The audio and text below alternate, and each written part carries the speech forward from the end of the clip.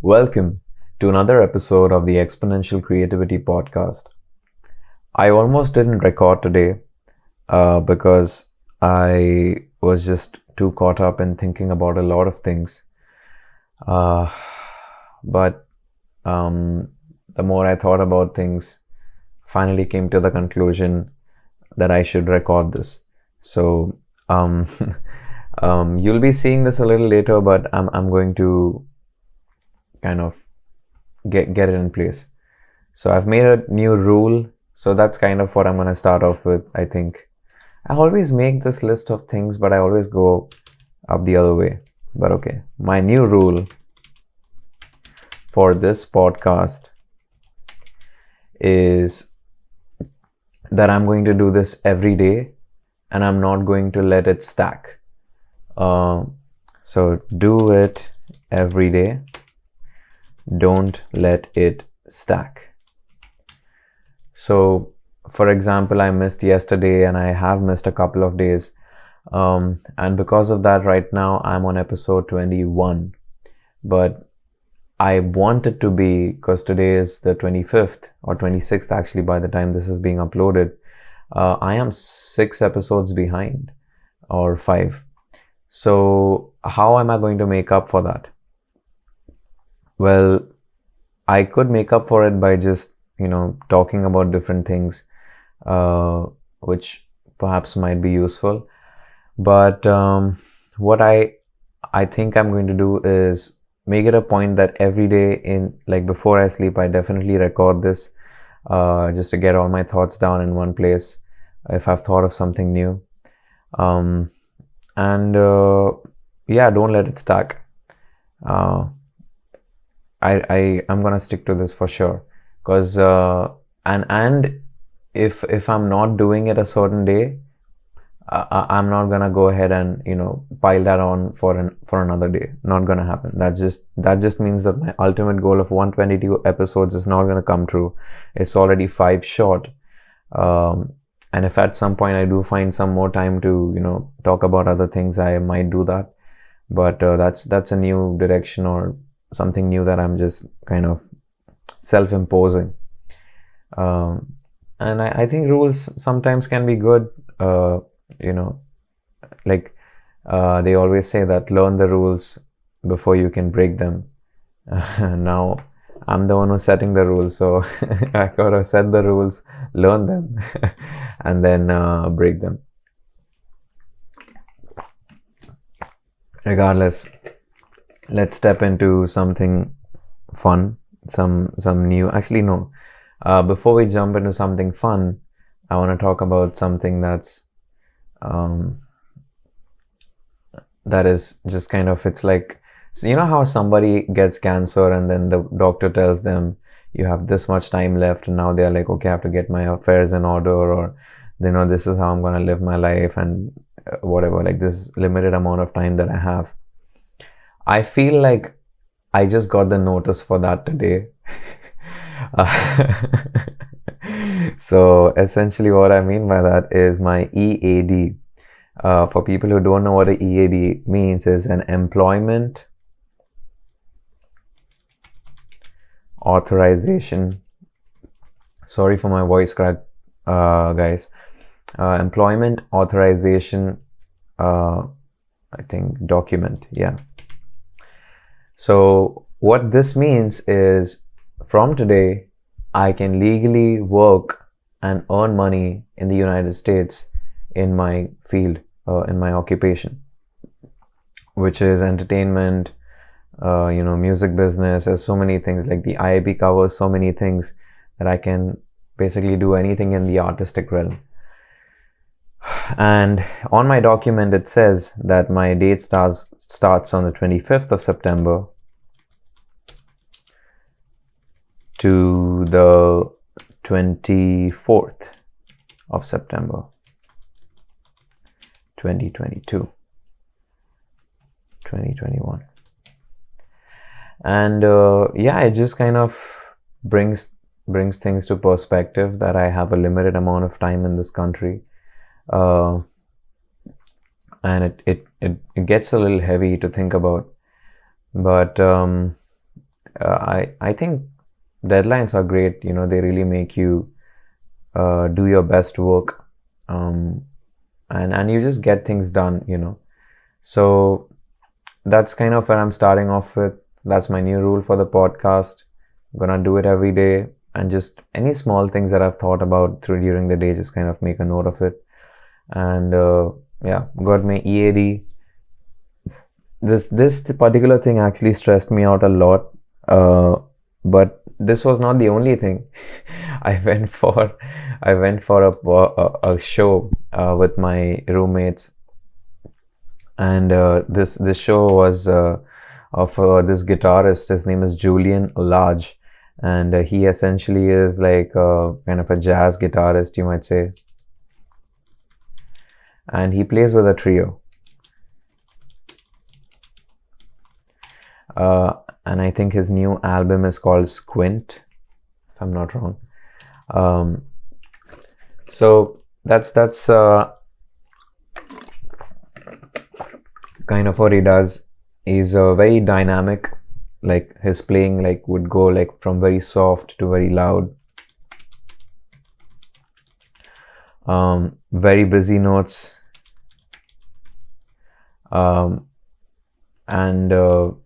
like he has a couple of techniques down, you know, like I could see that there was like a repetition of certain things, but I mean, you get an eye for these things eventually. But yeah, like very busy notes from time to time. I would also say that it was different. What I mean by that is like I listen to music which sounds pretty cohesive and just works, but I think his music is more of an experience in such a way that he would showcase chaos, noise, just two very, very different scales and two very, very different styles just being shown in the same song. His head would be in a different style, and then he would go through the body of the song and then return back to the head, and you're just like, oh yeah, he did play that head. So he was really fun to watch and see like how he has all his techniques down, and like, you know, his trills, his legatos, and all his I mean, I'm sure he knows what he's doing on the guitar. It's just I guess I'm not that evolved to understand that kind of music, and I particularly wasn't that entertained like at first. And this has been the case with me and jazz music for the longest time. Like I can listen to it like for like 5, 10, maybe 15 minutes, but after that it just becomes like a drag. I'm like, yeah, I get it. I know. And I don't know, maybe some people really enjoy that. I don't know why I don't, you know. There's probably something wrong with me, because there's like the whole audience, like everybody was enjoying it, and I'm there like, okay, all right. So, but that being said, it was really entertaining. I think the drummer of the band was absolutely amazing. He seemed like an old person, but man, it was absolutely fun to like watch. There was a joy to watch them play. Even the bass player was playing a double bass. So it's really fun to see like how people play a double bass, because they are like fretting stuff which without any frets. So, you know, that's, I think, a little bit of a challenge. Like you really need to know where all the notes are, and I think your sense of connecting with the instrument is just that much more deeper. Because like when you're playing a guitar, you know, you don't have to be that accurate, because your fingers just need to be between the two frets. But when you're playing a double bass, or basically any fretless instrument, you have to be very, very particular. And even like where you roll your finger makes a huge difference. So, but also it like leads to like really cool, like you can do slides on that, or like, I don't know, there's so many things he was doing.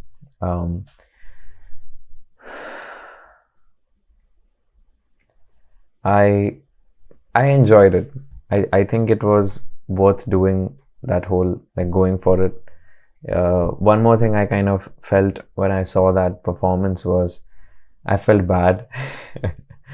you know, not because I want to do what he's doing, but I felt bad because, like, I want to get into performance as well, and I know that when I play on Hollywood Boulevard, I do entertain people. I want to get shows and gigs and stuff, but I'm not famous and I don't know how to get famous. And then they say, oh, you should make like a video, and then I don't have any money to do that.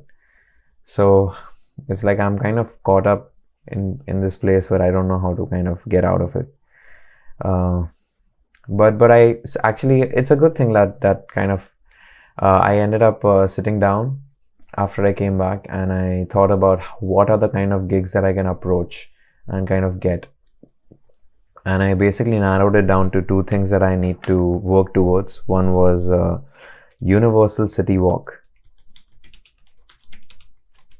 So my teacher from school, she, I told her that I go busking and stuff, and then she's like, you know what, this might probably help you. And so this is like a little bit more of a vetted place, and good people come there and you get good tips and stuff. And, I could put this down like as a gig or something. Now, one thing that's gonna really help in applying for my O1 is showing that I've done a lot of work, like a lot of animation, a lot of character design, a lot of shows, and I've, like, whether it's a lot of money or very, very little money, it's just the amount of work that you're doing, like all of that is really, really important. So this was like one of the things I could do, and it could be like a regular gig or like at least some sort of continuity. And I thought that maybe I could tell those guys that after I get the tips, I could get that through them, so that way it comes on like a payroll or something, and then I can show that it was a gig and there's like a deal memo or something like that. So that was one. And the other thing I was thinking about was so far. So I've actually played one so far gig in my life, and it went really, really well, and people really enjoyed it. And that gave me the confidence of when I'd done it in Portland like a couple of years back. Didn't get paid for it, like they were going to, but I couldn't take payment for that. But they really enjoyed it, and that really gave me the confidence that people might probably like what I'm doing, and it's not just all up in my head. So I'm gonna approach them. For now, these are the only two places I think I can do something about. And while that's happening, I'm also gonna be going and busking on Hollywood Boulevard. Now, I'm not gonna do this every day. I'm going to go only on Friday and Saturday. So Friday, Saturday, and I don't think I'll do Sunday. I don't know. So like I know that I have at least these 2 days locked down for a gig of sorts. Think about it like a gig, but basically I'm really just relying on people to pay whatever they want to.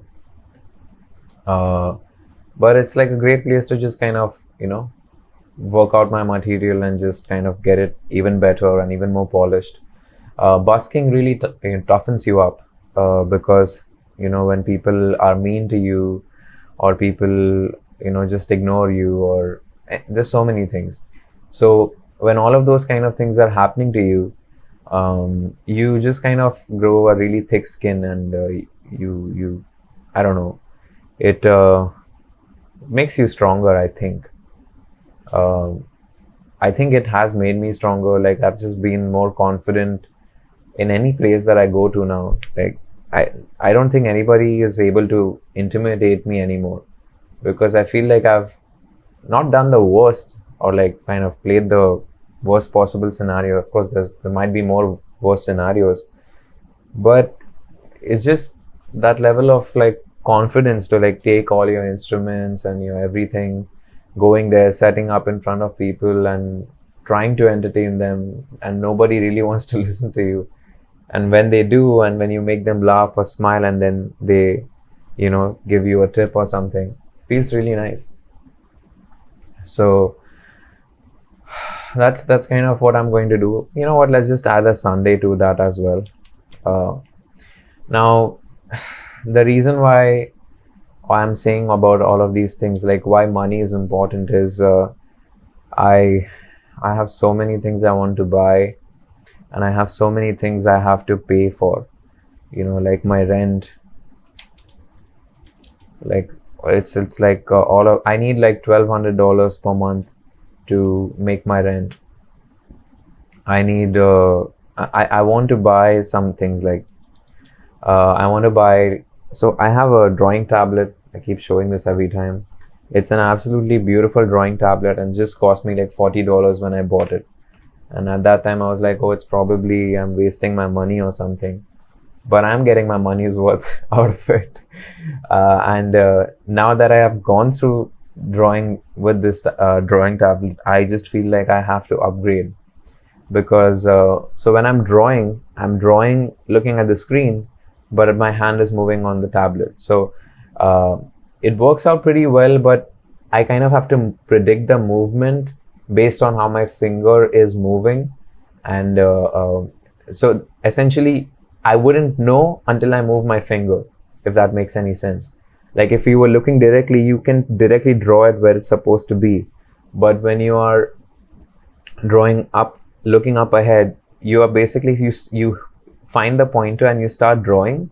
And as you start drawing, you kind of get to know, oh, am I drawing this line correctly or not? It's a very small thing, but that's essentially the difference you get for that. So that I wanted to get a Huion, I think that's their brand name. Huion, Huion, sorry. There's a, I think, canvas something, and it's like 22 or 16 or something. So essentially what that means is it's like 22 inches screen or 16 inches screen or whatever. And I could put that like up here, and then I could draw on top of that rather than have it on my pen tab. So that is something I want to get. I am diving pretty heavy into animation and into design and like drawing stuff. And I think it's just a great investment, because if I'm thinking about getting better at this, everybody recommends that you should do that. So that's one. And the next thing I want to get is an iPad Pro, or maybe an iPad Air, whatever. These things cost a lot of money. I think the Pro costs $1,200 or something, and the Air costs like $750, $800, let's say. So it's a lot of money, but essentially now, how is this an upgrade from the pen tablet that I'm getting? Is the iPad is essentially something you can just go anywhere with, right? So it's portable, and that is what is amazing and good about it. There's also this thing called as Procreate, and I want to learn this thing because apparently it makes your life really easy, and you can make your own animations, and you can make like graphic design and character design and all of that in Procreate. And apparently if I can do all of that, I'll just get better faster, and it's just something to learn. But it's a lot of money, and now someone would argue, like, why don't you just get the iPad? Why do you have to get the pen tablet? The thing is that the Adobe ecosystem and everything that I have set up works beautifully with my laptop, and I absolutely love this laptop. Like, it has a 32 GB RAM, and I got it for like $1,300 or $1,500, I think $1,300 or something, $1,500 or something. So I had saved up a lot of money, and there was like this sale or something that was happening. A tip for you: if you want to save money and you're buying something expensive, call the store. Ask them, can you please give me a better discount? Can you do a better price? And they will. They do it. All you have to do is ask. Yeah, I'm kind of hoping to do the same with Huion. I don't know if I'm saying the name right. Huion. Like, I was thinking that maybe I could ask them if they could give me a discount, or maybe something like that, and I promote their product or something. I enjoyed it. Like, I honestly have no issues with this product, so I don't know why I wouldn't want to, review them or something. But again, I'm a nobody, so why would they, give me their thing or a discount or anything? But I will try, again. If I try and fail, at least I tried. Like, I think I'll be successful in trying. But that's enough about these kind of things. I want to show you guys something, okay? So, or maybe I'll talk about it and maybe show it in another time. I was thinking about this idea. Like, I've already shown you in the last episode that I started this comic, which is like I'm going to be putting on my Instagram every day. And I'll be making comic characters of my favorite comedians. And I was like, my goal with this was kind of like all my favorite comedians, like Anthony Jeselnik, Tom Segura, Bill Burr, and so on. Like, there's so many more, but these are the ones I've made like images of so far. And like these animated cartoony characters, and I think they look really nice and cute. And I think that if they wanted, they could use that particular character and print it out on a t-shirt, and they could sell it. And if they were willing to give me some sort of a percentage or something, or even just a lump sum amount, I'd be very, very happy. But essentially, I want to, this is my desire, is right behind my house. So go down, yeah. So right behind my house, there's this thing called a SuperNova Comedy. And over here, it's like all the big comedians come and play. Like Tom Segura has come there, Bill Burr has come there, Anthony Jeselnik has come there, and a lot more comedians that from TV have all come there, and they do like 5 to 15 minute sets, right? And essentially it's like 8 comedians. You pay about, I think, $40, and it goes all the way up to $200 per person. And there's food, and it's all of that. And essentially you go there, you listen to all these comedians do their like set, and yeah, like that's kind of what the vibe of the place is. And what I really like about, like, I've gone there twice. Once I went there paying some money, and I'll talk about that experience. I should actually just like talk about first SuperNova Comedy. I probably put this in another episode. See, it's already coming together. And talk about first and second.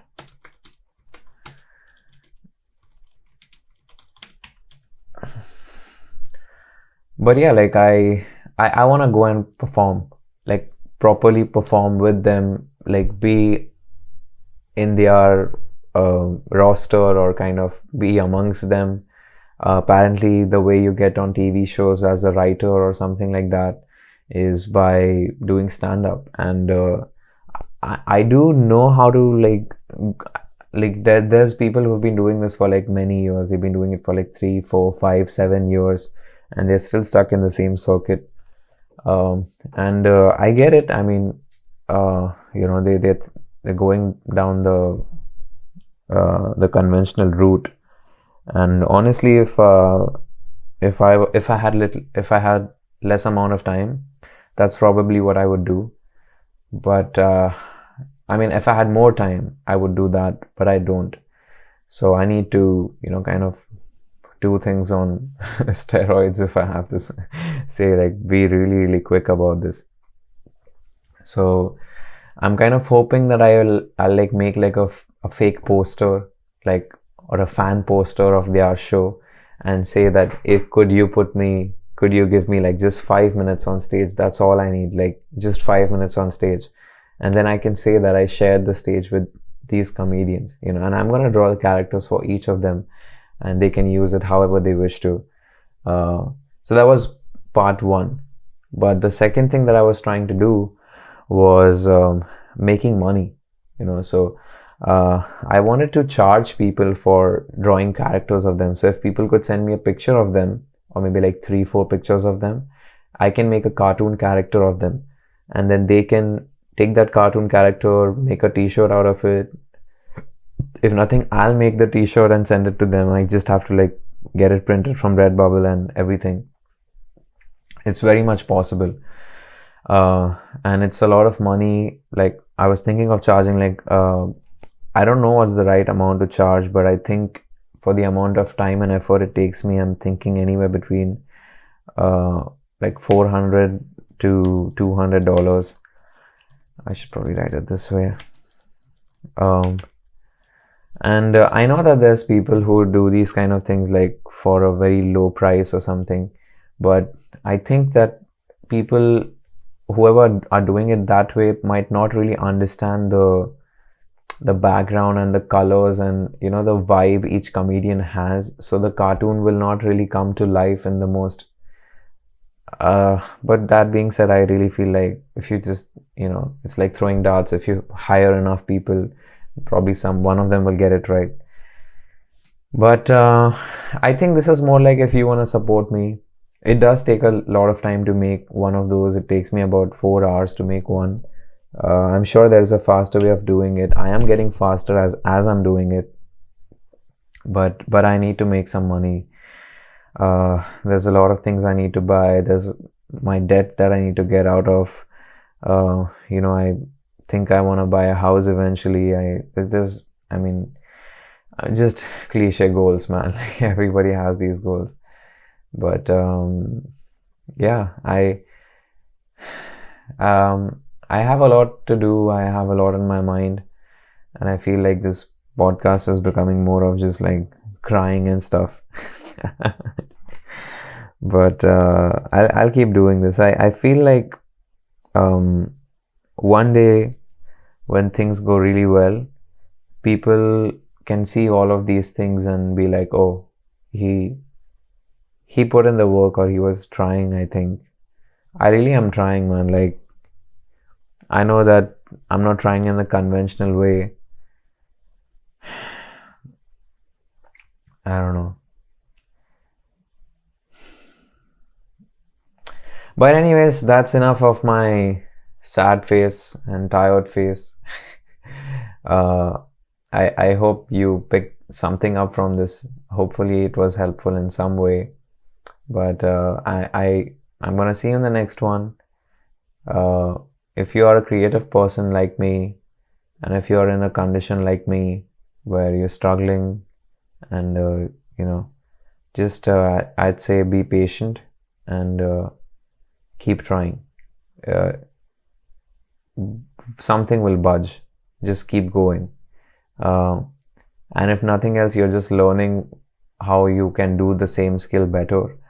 One thing I'll tell you is, like, when you learn something and when you sleep, the next morning you get like a couple of ideas, and it's only because you can think about those ideas because you have those skills now, you know.